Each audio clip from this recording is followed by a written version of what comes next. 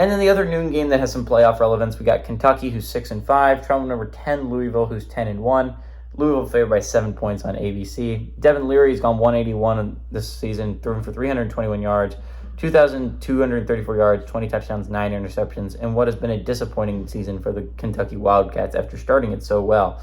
Ray Davis has gone 172 with 990 on the ground and has had 12 rushing touchdowns.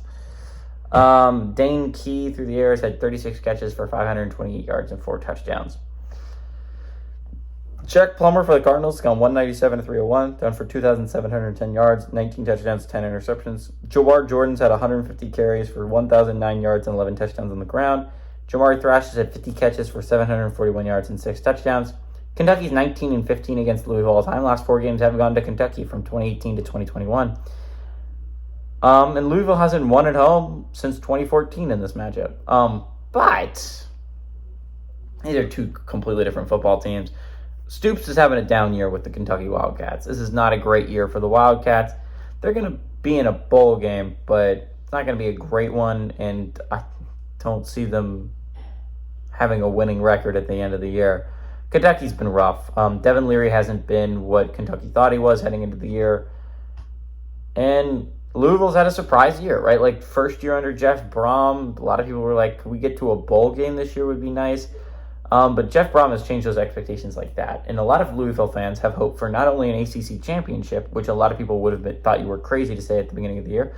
Not only that, but shot at the playoffs, right? Like, you only need one thing to fall your way if you're Louisville to make the playoffs, and you control your own destiny, right?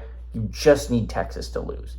That is it. You need Texas to lose either to Texas Tech or whoever they play in the Big 12 championship game, whether it's Oklahoma, Oklahoma State, or Kansas State. One of those things needs to happen, right? Because Louisville is viewed as the worst one-loss Power 5 team, and it's not wrong because their one loss is so bad, right? The Pitt loss is bad on the resume. It got a little bit better when they beat BC this week, but they're still not going to be in a bowl game, and it's like, that's a bad loss. You need to not have that loss on your resume if you're Louisville. But even with that loss, you can still make it. You just need to beat Kentucky. You need to beat Florida State in the ACC championship game. And you need Texas to lose. You need to have them either drop the Friday game or you need them to drop the Big 12 championship game. If you can just get one of those 2 things to happen, if Texas can just fall, then you're in the playoffs. That's what you're hoping for if you're Louisville.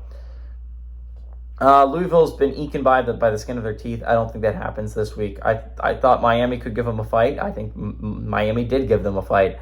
I don't think Kentucky's as good of a football team as Miami is. Give me Louisville to win and cover at home.